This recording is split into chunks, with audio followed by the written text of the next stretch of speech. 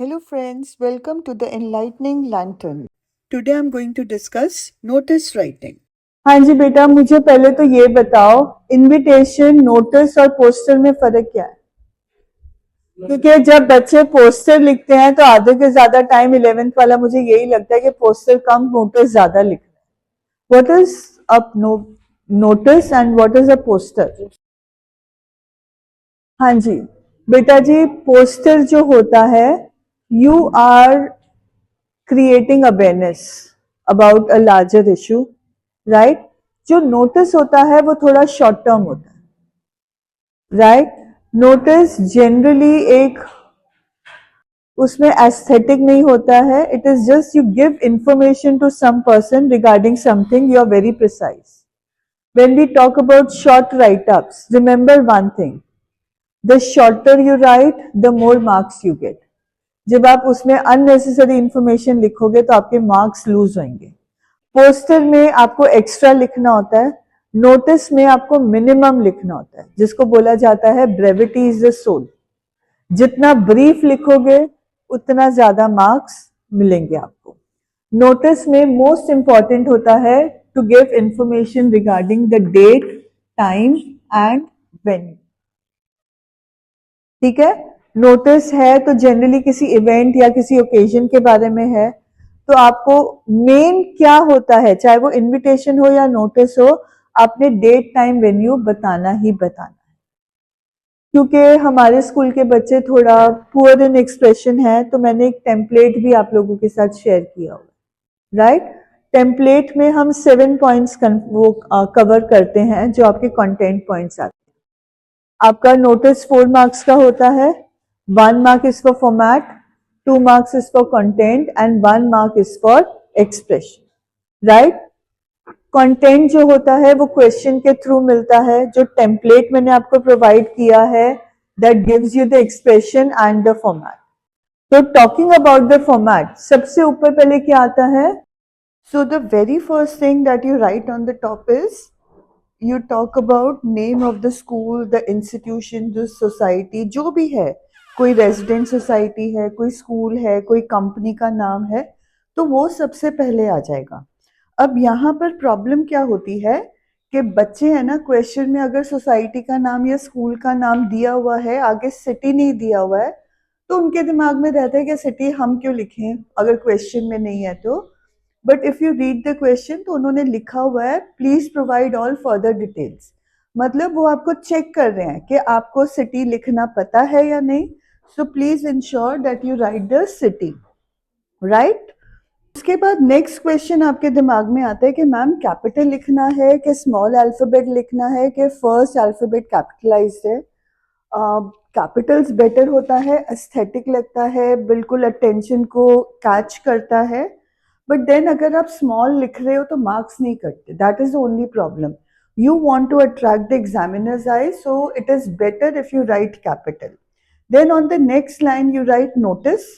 Notice कोशिश करना capital alphabets में लिखो, but then again the same rule, it will you will not your marks will not be cut अगर आप small लिखते हो, बट इसको अंडरलाइन जरूर करना once. That is very very important. Notice वाली ही लाइन पे आप चाहे डेट भी आगे लिख लो. After that you write the date over here. अब डेट में जब मैं बोलती हूँ डेट लिखो, तो आप DATE डेट कॉलन और फिर डेट आगे लिखते हो. तो द वर्ड DATE ये लिखने की जरूरत है? अरे ऑब्वियस है ना. When I am writing the word date के मतलब मुझे तारीख चाहिए, मुझे वो वर्ड डेट नहीं चाहिए. So you write the date. Date का भी फॉर्मेट आपको बताया है, आपने स्लैश फॉर्म में नहीं लिखना है. Either you right 11th March 2025 और यू राइट March 11, 2025. तो ये फॉर्मेट डेट का ऑलरेडी आप लोगों को बताया हुआ है. So on the left hand side you write the date and middle में आपने ये नोटिस जो है वो मिडिल इंडेंटेशन लेना है. मिडिल में आप टॉपिक लिखते हो. अब टॉपिक के नीचे डबल लाइन जरूर करना, क्योंकि टॉपिक अपने आप में आधा 1 मार्क लेकर जाता है. अगर आपने टॉपिक सही उठाया है तो आपको मार्क्स मिल जाते हैं. अब टॉपिक क्या होता है, अक्सर कंफ्यूज होते हो आप. जैसे अब आपके हमने प्री बोर्ड में टॉपिक दिया था आपको कि आपने वॉलंटियर्स के लिए मीटिंग बुलानी है to inform them about a book reading activity, कुछ ऐसे था, है ना? तो आपने क्या लिखा? Notice about book reading activity, जबकि क्या था? To call volunteers, to ask for volunteers. तो be very careful about what is the topic of the notice. आपको वॉलंटियर चाहिए फॉर बुक रीडिंग एक्टिविटी और you are informing them about the book reading activity, तो फिर उसके हिसाब से आपका नोटिस का कंटेंट भी चेंज होगा, उसके हिसाब से आपका नोटिस का कंटेंट भी चेंज होगा, right? So be careful about what topic you are picking up, read the question thoroughly, understand it, नहीं समझ में आए तो दो बार और पढ़ लो। और उसमें लिखा आएगा right a notice on about, कुछ ना कुछ आगे इंफॉर्मेशन होगा, उसको ध्यान से पढ़ना। फर्स्ट लाइन पढ़ के अपना टॉपिक डिसाइड मत कर लेना, पूरा क्वेश्चन पढ़ के right a notice on what लिखा हुआ है वो अंडरस्टैंड करके टॉपिक ढूंढना, ठीक है? तो ये 4 पॉइंट्स आपका भी ये आधा फॉर्मेट हुआ है। लास्ट में आपको लिखना होता है SND। What is the full form of this SND? Signature और नेम में आप डिफरेंशिएट कैसे करोगे? Signature will be running hand, S stands for signature, running hand, N stands for name in block letters. And what is meant by designation? D stands for designation. मतलब आप किस औहदे से लिख रहे हो? Who are you to write that notice? छोटे होते जब आप थर्ड फोर्थ में आप लिखते थे ना, lost lost lost, my pencil box is lost, green in colour, has 2 pens 1 eraser with I don't know कौन सी कंपनी का वो आता है आपका प्रोट्रैक्टर, ज्योमेट्री बॉक्स जो होता है, डॉम्स का लिखते थे ना, कैमल, कैमलिन, राइट? सो अब आपने वो किस औहदे से लिखा? As a student of 4th standard. अब क्योंकि आप 12th में तो आप lost lost lost found found found नहीं लिखने वाले हो, राइट? ये बिल्कुल बिल्कुल भी नोटिस में रिपीट करके वर्ड नहीं लिखना, remember remember remember, lost lost lost नहीं, जो टॉपिक लिखा हुआ है वो लिखना है। और डेजिग्नेशन में वहां पे जरूर लिखा हुआ होगा कि आप हेड गर्ल हो, हेड बॉय हो, सेक्रेटरी हो, प्रेसिडेंट हो, कौन हो आप, तो वो डेजिग्नेशन आपका औहदा सिंगल ब्रैकेट्स में जरूर आना चाहिए। Clear? So these 7 points cover your format. Next question is ma'am अगर मैंने एक भी पॉइंट मिस कर दिया तो वो इग्नोर नहीं करेंगे? No, even if you miss 1 point you lose half a mark in format. If you miss out on 3 or 4 points तो फिर आपको फॉर्मेट का शायद वो 0 ही दे देंगे, राइट? जब हम शॉर्ट राइटअप्स कर रहे होते हैं ना बेटा, तो मोस्ट प्रोबेबली उस टाइम पे एग्जामिनर के मन में होता है कि 4 मार्क बच्चे को दिए, चेक करने से पहले हम दिमाग में रखते हैं कि 4 मार्क बच्चे को दिए, ओहो बेवकूफ ने फॉर्मेट में गलती कर दी, 3.5 मार्क, गधा एक्सप्रेशन गलत लिखा है 3 मार्क, इसको तो लिखना ही नहीं आता 2.5 मार्क, कंटेंट कवर नहीं किया है 2 मार्क, एक एक पॉइंट से फिर आपके वो 4 में से डिडक्शन होती है, राइट? इसीलिए बोलते हैं कि जहां पर पॉसिबल हो उस चीज में आपको अब ये शॉर्ट राइटअप्स में फुल मार्क्स मिल सकते हैं, but you need to be careful कि 7 पॉइंट्स फॉर्मेट के हैं तो 7 points in the correct order होना चाहिए। मैम हम नेम ऊपर और सिग्नेचर नीचे कर सकते हैं? नो, SND याद रखना है, सिग्नेचर ऊपर आएगा, नेम नीचे आएगा और सबसे नीचे डेजिग्नेशन आएगा। अक्सर आप लोग वो डेजिग्नेशन ऊपर लिख देते, सिंपली याद रखो, बनैन शर्ट के ऊपर पहनोगे या शर्ट बनैन के ऊपर पहनोगे, पहनने को तो सुपरमैन बहुत कुछ ऊपर नीचे पहन लेता है, बट वो वल्गर होता है, अनएक्सेप्टेबल होता है। आप उसको बुक्स में एडमायर कर सकते हो, रियल लाइफ में आप ऐसे बन के जाओगे, you will become a laughing stock. वही चीज आप लोगों के साथ होती है जब हम नोटिस चेक करने लगते हैं कि बेवकूफों को फॉर्मेट नहीं आ रहा है, कि देखो ये SND इनसे सीधा सीधा लिखा नहीं जा रहा है। आप जैसा इमेज एग्जामिनर को दोगे वैसे आपके मार्क्स आपको मिलेंगे, आपके पास है, what do you want to do? Clear? So this is 1 mark for the format. Next we come to expression. Template आपको दिया हुआ है, this is to inform dash that dash has organised dash on dash date at dash place from dash to dash time. 7 blanks है, this is, मैं template share किया हुआ है, this is to inform dash that dash has organise dash. क्या? Okay, very good question. Our school क्यों नहीं लिख सकते? नोटिस में हम फर्स्ट एंड सेकेंड पर्सन नहीं यूज कर सकते। That the school has organised. आपको आर लिखना ही क्यों है? और अब मेरे और नमूने इस साल लिखे हैं, पहले तो ओ यू आर आर लिखते थे, अब ए आर ई आर लिखना शुरू हो गया। बेटा जी फर्स्ट एंड सेकेंड पर्सन नहीं होता है, I you we our ours yours नहीं आ सकता। आपको थर्ड पर्सन में नोटिस या कोई भी शॉर्ट राइट अप जो है वो आपको थर्ड पर्सन में ही लिखना है। क्लियर? आप बिल्कुल नहीं लिखोगे माई स्कूल हैज ऑर्गेनाइज्ड और our school has organised. No, this is to inform the students of 10th and 12th that the school has organized a historical expedition to Amritsar city. Right? किसने किसके लिए क्या organise किया है?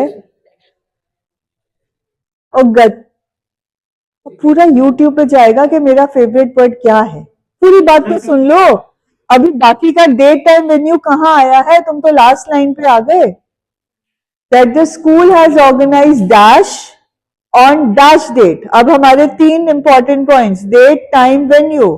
On dash date at dash place from dash to dash time. ये 6 points आपके content के cover हो गए। अब जो last point है 7 is the magical number.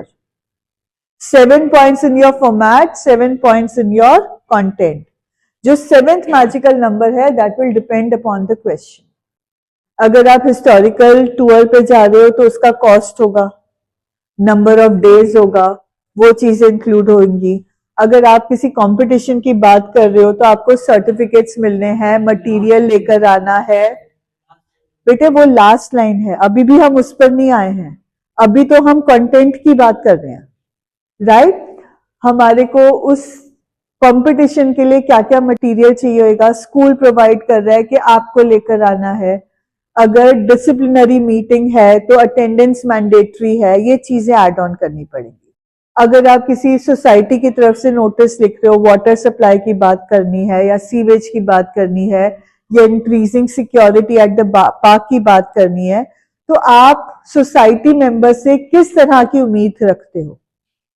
Right? उस पीरियड के लिए, उस नोटिस के लिए आपकी एक्सपेक्टेशन क्या है सोसाइटी मेंबर से, वो आपका 7th पॉइंट बन जाए। ठीक है, अब यहां तक हो गया। नाउ जज फ्रॉम द टॉपिक, कि वो जो टॉपिक है उसके लिए हमें लास्ट डेट चाहिए। राइट? अगर लास्ट डेट चाहिए so you add another line, interested students must inform dash by dash date.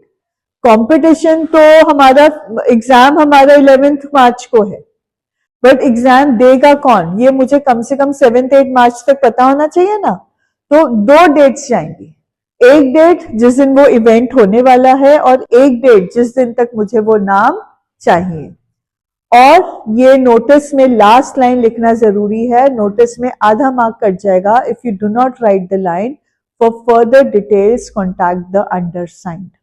अंडरसाइंड please मत लिखा करो in contact your class incharges. There is one person responsible for one event and that person needs to be contacted. That person is the one who is writing the notice. For further details, contact the undersigned. अब इसमें ये भी हो सकता है, please mark my words, थोड़ा सा समझदारी से काम लो, आप छोटे बच्चे नहीं। अगर कोई class competition, class wise competition आया है तो वो फिर नाम किसको देना होगा? अंडरसाइंड को देना होगा, क्लास इंचार्ज को देना होगा। तो ये आपका कॉमन सेंस है। तब ये नहीं बोलना वीनू मैम ने बोला था कि कॉन्टैक्ट द अंडरसाइंड ही लिखना है, तो मैं तो पता है मुझे गलत है, मैं फिर भी लिख कर आऊंगा। कॉमन सेंस यूज करना है। I can predict what is to be generally written, but you have to use your common sense in deciphering the question. Question को अच्छे से पढ़ो, उसका मतलब समझो, किसको कॉन्टैक्ट करने की बात हो रही है और उसका नाम लिखो। बिकॉज मैंने कहा है इसलिए अंधाधुंध नहीं लिखना है। You need to use your brains. कहा जाता है common sense is not at all common. उसका प्रदर्शन मत करके आना, दिखाना कि common sense is common. Clear? So this is all about notice writing. You have any questions regarding notice writing? Please remember, notice writing is 40 to 50 words. तो आपको unnecessary नहीं लिखना है, सिर्फ जो relevant है वो लिखना है. ब्रेविटी, मैजिक वर्ड लगा लो. शॉर्ट राइट अप्स में ब्रेविटी होना चाहिए, टू द पॉइंट. अननेसेसरी लिखोगे, गलती करोगे एक्सप्रेशन में, मार्क्स कटेंगे. 7 कंटेंट पॉइंट्स लिखोगे, you are done. You don't need to add anything extra. Right? First person, second person नहीं यूज करना है. Whatever happens in the short write-up, चाहे वो इन्विटेशन की बात हो या नोटिस की बात हो. अब इसके अलावा कोई सवाल है? And again it has to be written in a box. Box नहीं लिखोगे तो भी फॉर्मेट के मार्क्स कट जाएंगे. डेजिग्नेशन के अंदर ब्रैकेट्स. हाँ, designation is always written in brackets.